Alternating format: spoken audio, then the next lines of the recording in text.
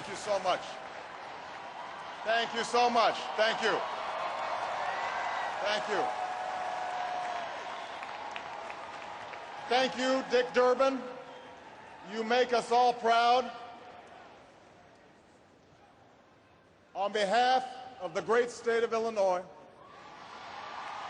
crossroads of a nation, land of Lincoln, let me express my deepest gratitude for the privilege of addressing this convention. Tonight is a particular honor for me because, let's face it, my presence on this stage is pretty unlikely. My father was a foreign student, born and raised in a small village in Kenya. He grew up herding goats, went to school in a tin roof shack. His father, my grandfather, was a cook, a domestic servant to the British. But my grandfather had larger dreams for his son. Through hard work and perseverance, my father got a scholarship to study in a magical place, America, that shone as a beacon of freedom and opportunity to so many who had come before. While studying here, my father met my mother. She was born in a town on the other side of the world, in Kansas.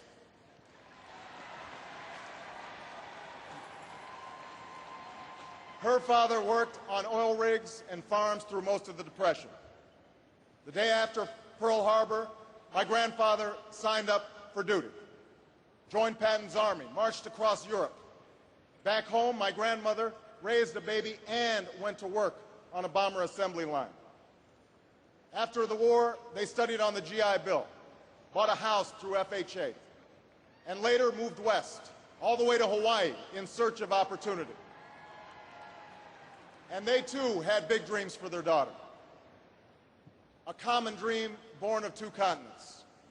My parents shared not only an improbable love, they shared an abiding faith in the possibilities of this nation. They would give me an African name, Barak, or Blessed, believing that in a tolerant America, your name is no barrier to success. They imagined me going to the best schools in the land, even though they weren't rich, because in a generous America, you don't have to be rich to achieve your potential.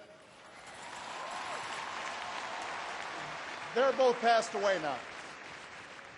And yet I know that on this night, they look down on me with great pride. They stand here, and I stand here today, grateful for the diversity of my heritage, aware that my parents' dreams live on in my two precious daughters. I stand here knowing that my story is part of the larger American story, that I owe a debt to all of those who came before me, and that in no other country on earth is my story even possible.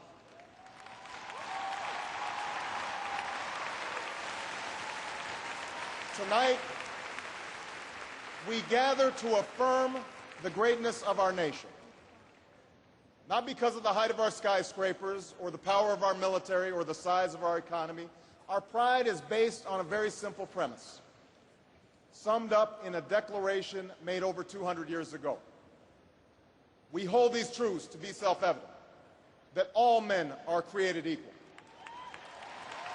that they are endowed by their Creator with certain inalienable rights, that among these are life, liberty, and the pursuit of happiness. That is the true genius of America. A faith in simple dreams, an insistence on small miracles, that we can tuck in our children at night and know that they are fed and clothed and safe from harm, that we can say what we think, write what we think without hearing a sudden knock on the door, that we can have an idea and start our own business without paying a bribe, that we can participate in the political process without fear of retribution, and that our votes will be counted, at least most of the time.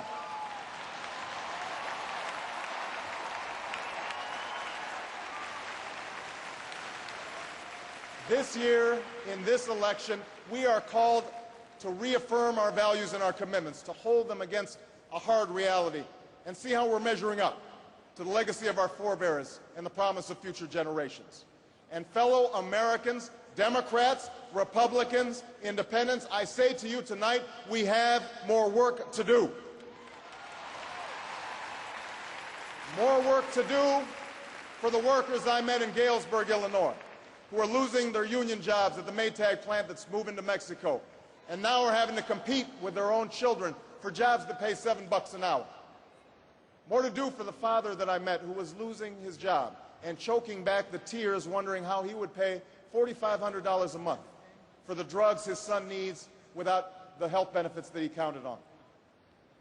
More to do for the young woman in East St. Louis and thousands more like her who has the grades, has the drive, has the will, but doesn't have the money to go to college. Now, don't get me wrong. The people I meet in small towns and big cities, in diners and office parks, they don't expect government to solve all their problems. They know they have to work hard to get ahead, and they want to. Go into the collar counties around Chicago, and people will tell you they don't want their tax money wasted by a welfare agency or by the Pentagon. Go into any inner city neighborhood, and folks will tell you that government alone can't teach our kids to learn. They know that parents have to teach, that children can't achieve unless we raise their expectations and turn off the television sets and eradicate the slander that says a black youth with a book is acting white. They know those things.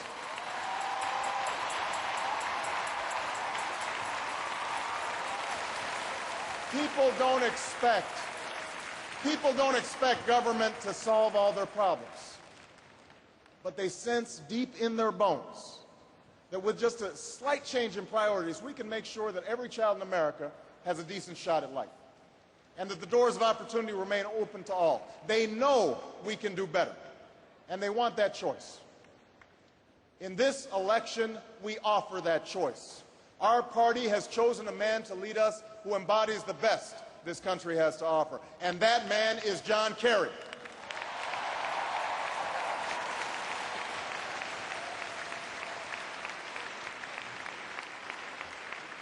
John Kerry understands the ideals of community, faith, and service because they've defined his life.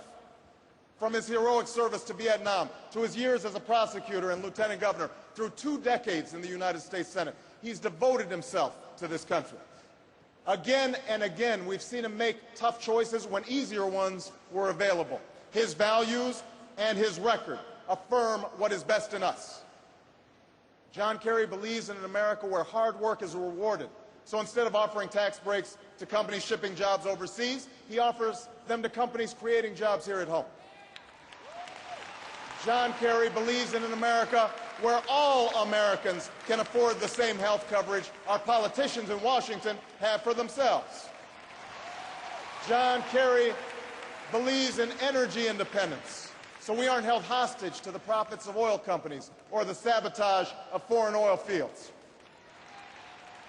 John Kerry believes in the constitutional freedoms that have made our country the envy of the world, and he will never sacrifice our basic liberties, nor use faith as a wedge to divide us.